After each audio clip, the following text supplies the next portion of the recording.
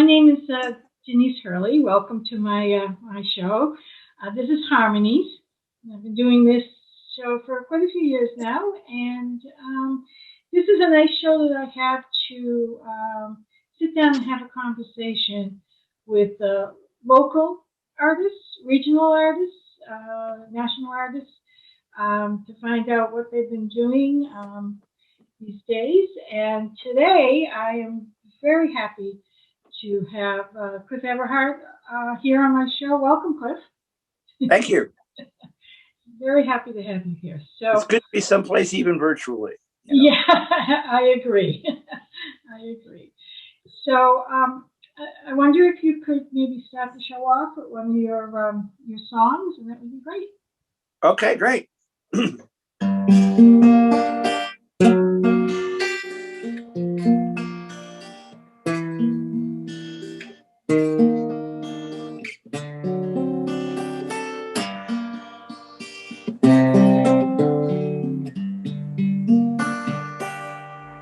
I left my passport back in customs.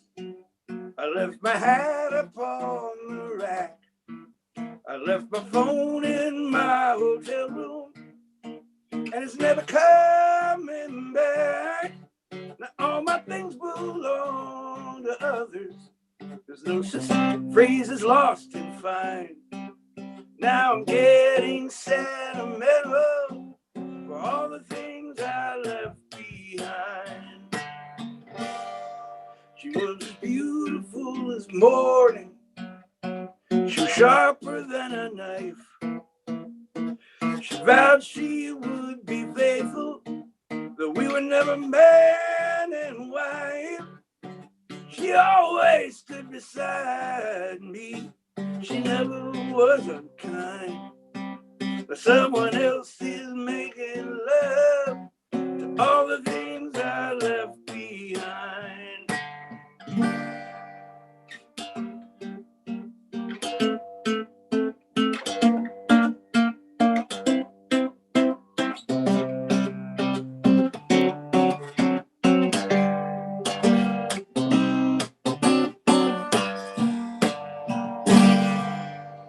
Made a list of missing things.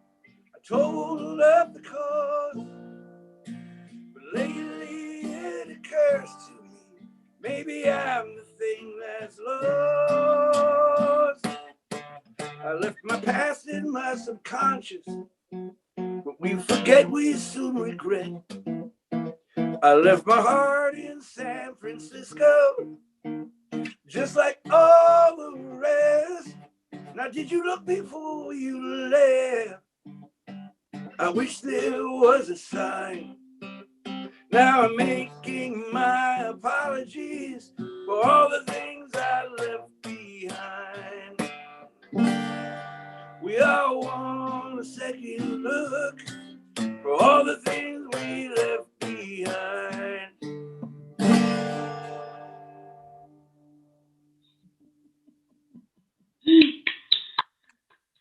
Thank you so much. Pardon me? Thank you so much. Oh, you're welcome. It was great. It was great. Okay.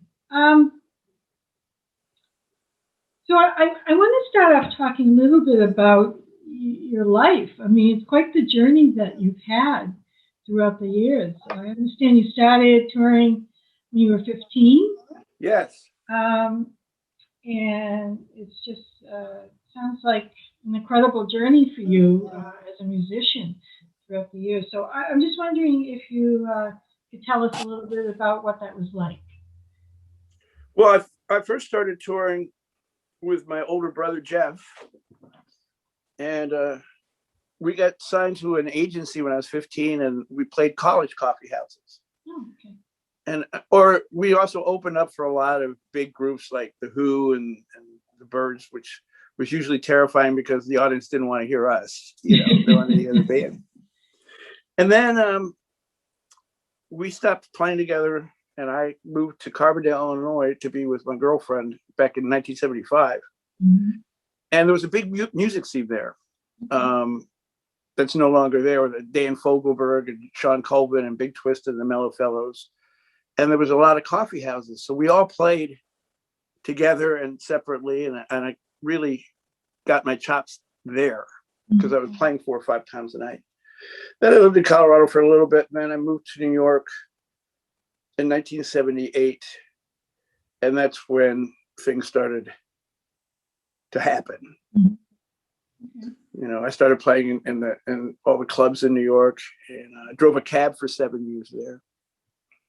And then I got signed in 1989, and that really changed my life. You know, I was playing bigger venues, and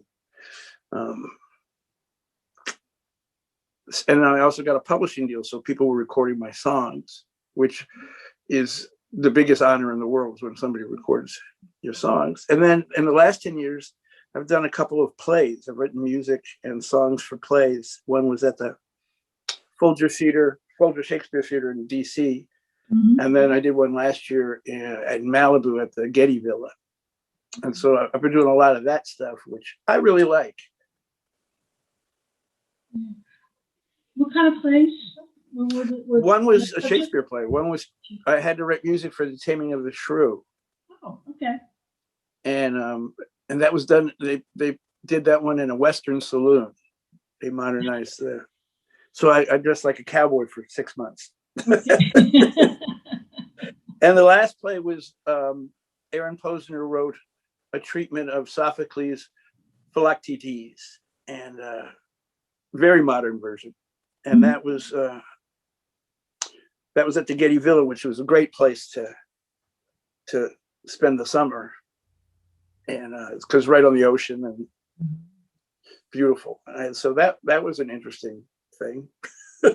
So it's basically, I write songs that are my songs. They're not done for a certain period of time. And that both of those went well. We won a bunch of Helen Hayes Awards for the first one, and we're nominated now for 4 Ovation Awards in LA. Unfortunately, the award show is going to be done virtually. But, right. Yeah. And then here I've made an album, a brand new album where I play everything, and that's coming out April 9th. And then I've almost done an album of covers. I've tried to make my time here really efficient because I'm home. I've been teaching a lot too from home. I teach songwriting online. Okay. So do you have a recording studio in your home? Is that? I do. Okay. Yeah. For the new album. That's why I moved here from New York. I couldn't do it in the apartment space that I had.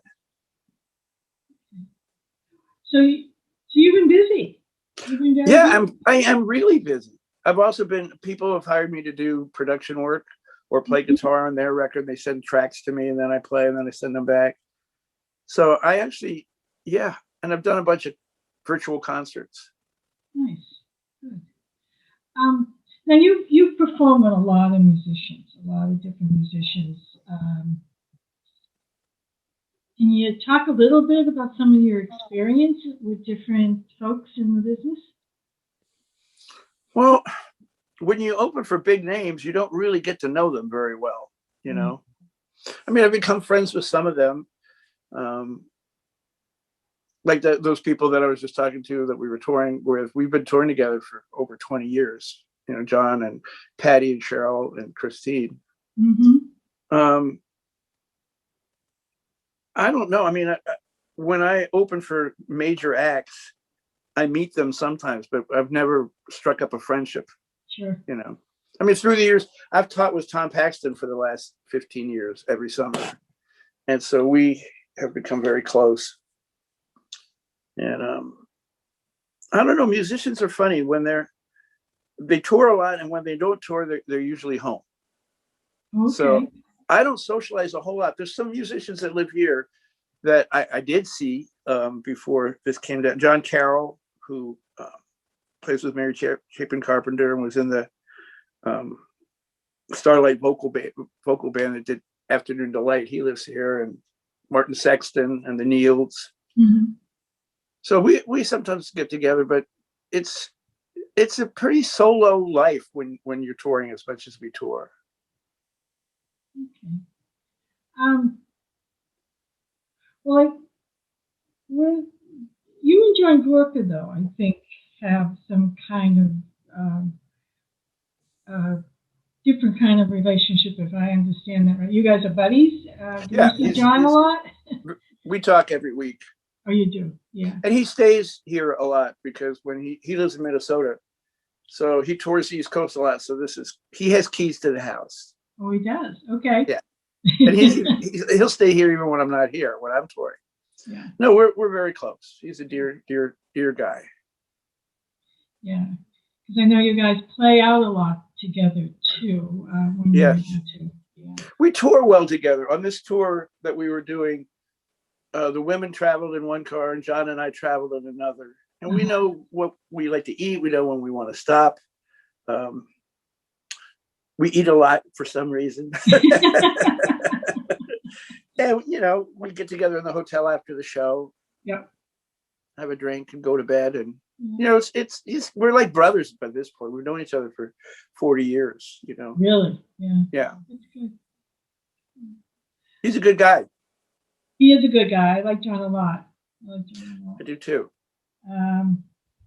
Let's see. Now, you mentioned that you worked as a taxi driver in New York. I did.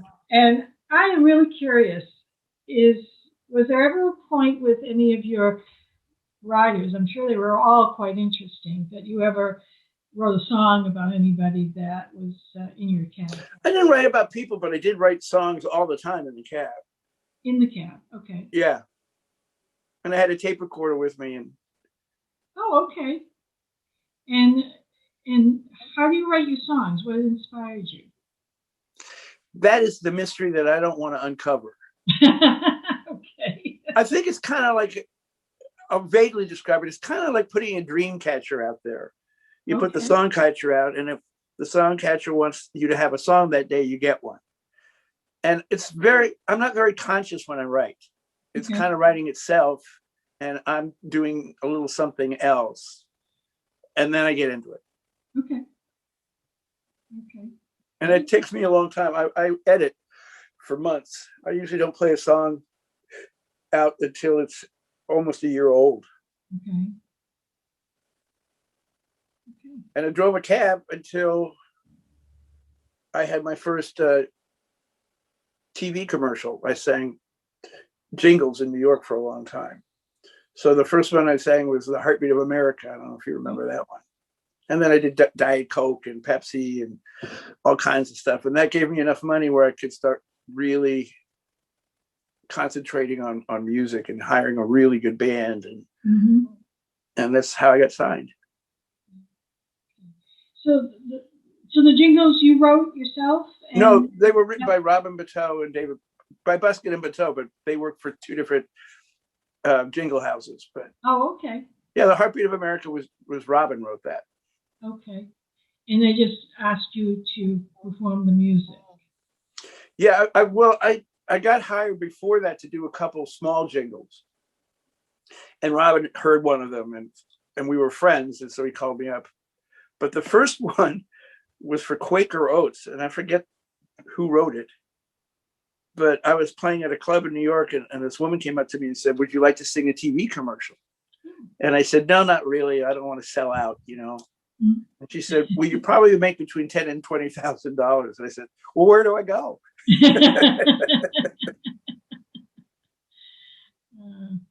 So I did that for like 4 years. For 4 years you did that? Okay. Yeah. And a lot of people like Phoebe Snow, that's what she was doing at that time. And Mark Cohen, who sang Walking in Memphis, and Michael Bolton. I did all kinds of jingles with those guys. Really? Yeah, we were like a team. So when I got one, those guys would all sing harmony. And then when they got one, I would sing harmony. You'd audition at the same time. Okay. Oh. And Phoebe used to sing backup for me when I was with my brother when I was 15. Uh-huh. Wow. That's amazing.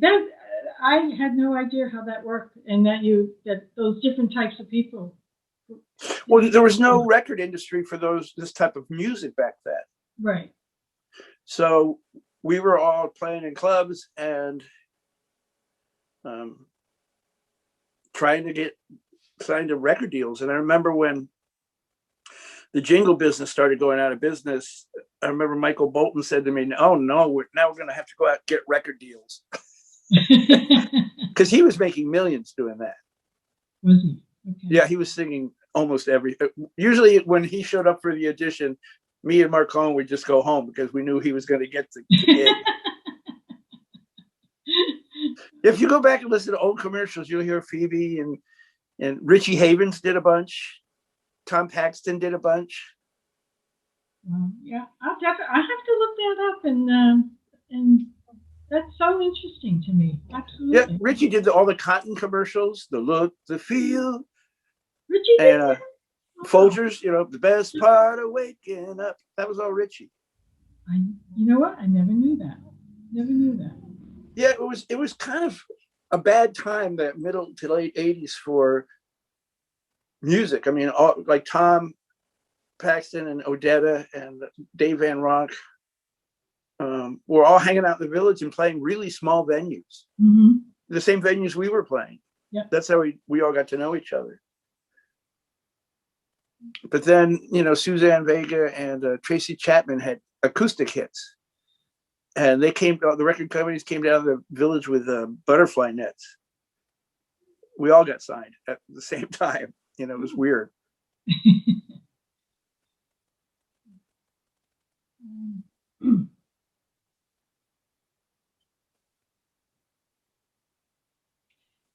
Now, I wanted to talk to you. I know that you've been, a few years ago, you were playing with your daughter.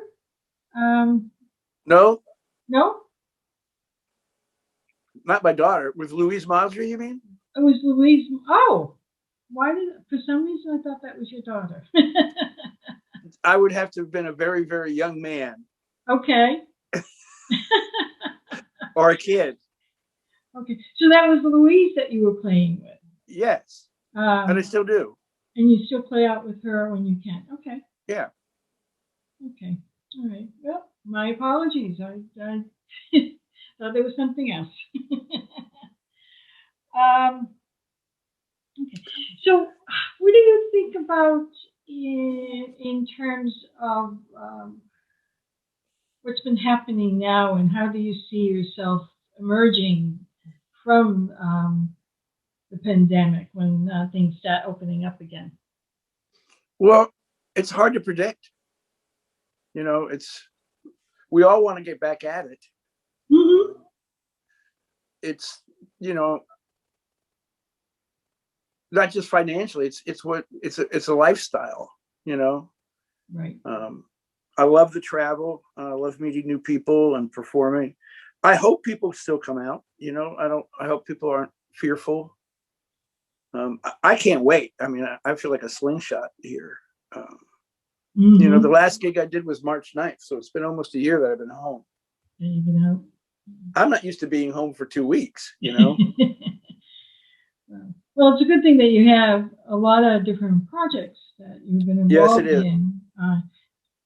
Doing the album and songwriting. Are you doing? Yeah, I teach songwriting online, and I do production work.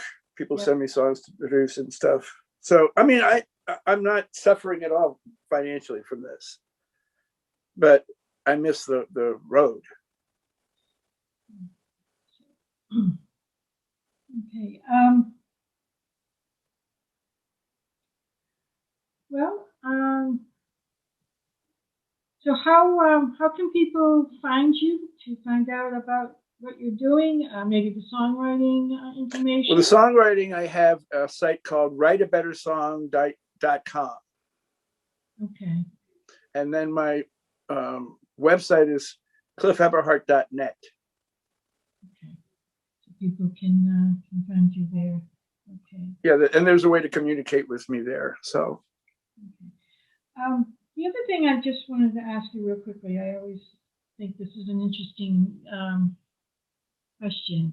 Do you have a favorite place that you've played before?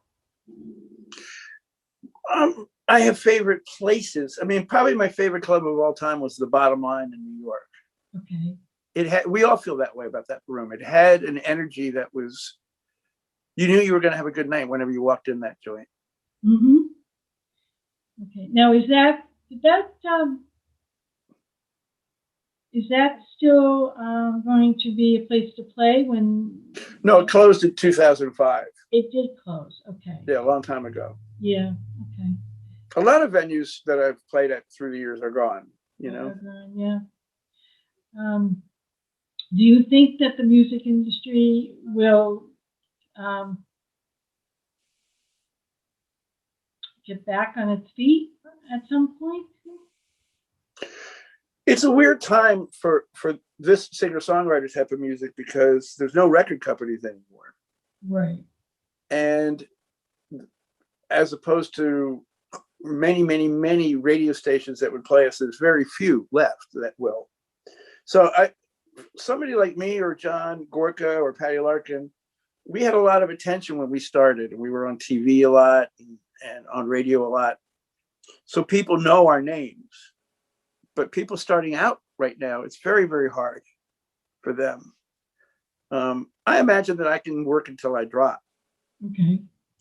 And I think the folk audience is incredibly loyal. They're going to come out. Yeah. So would you be someone that would like to do both, come out and do live music and then continue to do the virtual as well? So just kind of combine the two. I don't know. I've done like 8, I think, virtual concerts, and it's weird. Mm-hmm. Sitting in your living room and looking at a camera and there's none of this. There's no energy coming from a crowd. I probably won't do very many virtual concerts after we reopen. Okay. I mean, I think it's good in the fact that people all over the country can tune in instead of just being, you're playing a gig and you can only get local people. Right. So it does open up your base a little bit when you have it does. Virtual. Yeah, absolutely. A lot of people tune in. It's kind of surprising. Yeah. And people have been very generous. People send donations, and it's been incredible how generous these fans have been to all of us. Great. Okay. Well, Cliff, I'd like to thank you so much for coming on my show. I really appreciate it. This was a wonderful conversation with you. Well, we'll have to see each other when the whole thing is over. I hope so. You're in the neighborhood, so to speak. I'm not far. So maybe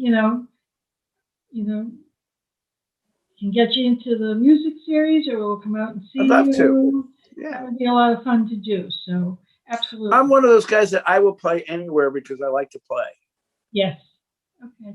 Well, we have a nice little venue. It's a UU church in Harvard, Mass. In what? In Harvard, Mass. I've played there. At the UU church? Yeah. Okay. Judy Wong books a series there for Sam W., the music camp. Oh, okay. All right. And I've played there. It's a nice venue. It's very nice. I love it. Can't wait to get back to it. Actually, I have Cheryl booked for October, fingers crossed, because we were supposed to have her last October. So we decided we want to bring her back in. So hopefully by October, we'll see how things are, but we'll have Cheryl in to play there. So I'm looking forward to that. Yeah, I would love to see that. Those people that I was touring with, I miss a lot. Yeah. And we all communicate with each other, but it's not the same thing. That was the best backstage hang I've ever had in my life. I bet. Yeah, I'm sure. I know all of them, and I'm sure. Yeah, well, everybody's pretty entertaining. Yes. And what we don't talk about is our careers. We talk about everything else but. Yeah, you talk together as friends and well, everybody has families now. I mean, John has kids and Patty has kids. Yep. And it's just a different thing. Sure. now that we're older, and also now that we're all in our 60s, the competition thing is far behind us. Right. We're not looking out for ourselves anymore. We're looking out for all of us. And that's a wonderful, wonderful feeling. It is. It is. It's a real nice sense of community when you're able to do that and be there for everybody. And yeah, and you're right. And the competition is not there. It's just you guys want to go out and play and enjoy each other, enjoy what you're doing, and make music. And you know, and make magic for the people that come out to see you, because it's kind of what it's all about, is to get that experience from the music and the songs and you know, all of that, you know. So and plus, when you have 5 people playing together, they tend to really put on their best show. Yes, they don't phone it in. And I think that's another thing that's going to happen for us separately is, you know, when you're on a tour, a lot of times, okay, you play this venue, it's not your favorite venue, and you're looking forward to Tuesday night when you play your favorite venue, or you're going to see people that you know in Chicago or something. But I think after this experience, a lot of us are never going to take a show for granted. Every show will be the most important show we've ever done. Yeah, and that will be nice. Yeah, it's a good lesson to learn. It is. It is a good lesson to learn. And yeah, I think I do think this, all of this will make, I hope will make people appreciate more what we have, and you know, and how this has changed things in terms of, again, what's important, what we value, and I really hope people come back out and listen to live music again, because I think they will. Because we really need that. I mean, yeah, we need to have that in our lives. Well, I was talking to John Gorka the other day, and he was saying that a lot of people that you come back every year, they go, I'll catch him next year. You know, that's not going to happen probably. Right. Because I think when you face mortality, it changes the way you look at life for the rest of your life. And we've all been facing that this year. We've lost friends, and the venues have closed, and restaurants have closed, and it's not the same world. Right. But I think everything will be a little sweeter when we come out. Yeah, I agree. I absolutely agree. So, would you like to play one more song for us? I would. You know, I still have a tape from that show that I did at the college. Really? School. Yeah. Wow. The sound guy had an 8-track tape recorder that I had one just like it. And he said, do you want me to make you a copy of this so you can mix it at home? So okay. I have it somewhere. Okay, that's cool.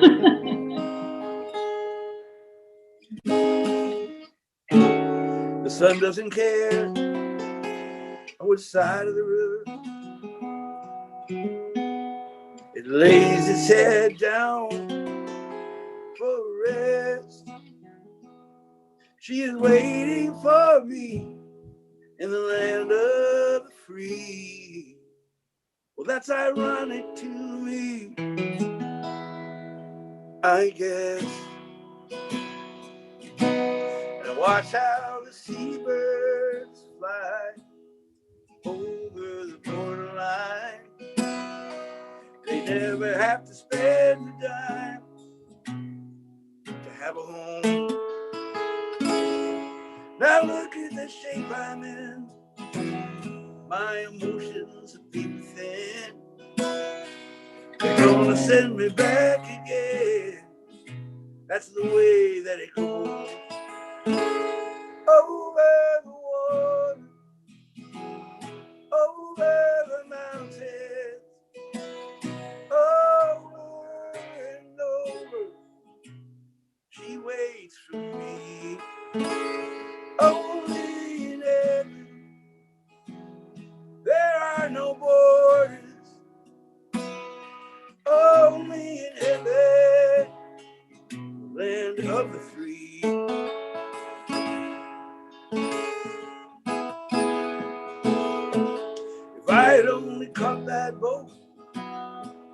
400 years ago. There'd be no papers to show, not even my name.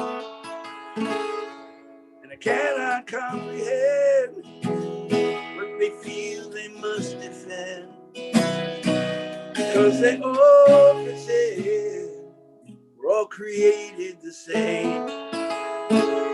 Over the water, over the mountains, over and over, she waits for me. Only in heaven there are no borders. Only in heaven, land of the free.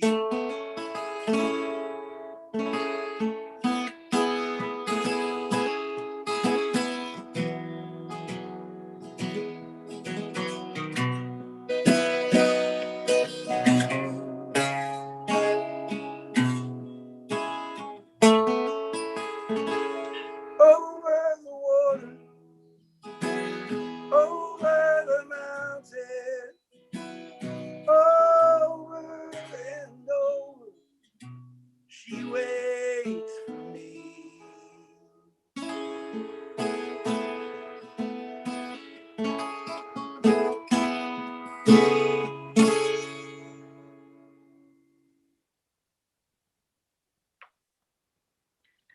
Thank you so much. Oh, thank you. I really appreciate you reaching out to me. You're welcome. And I want to thank everybody tuning in to Harmonies to listen to our conversation, Cliff and I, and the great music. So thanks again, Cliff, and we'll see you later. Okay. Okay, take care. Bye-bye. Bye.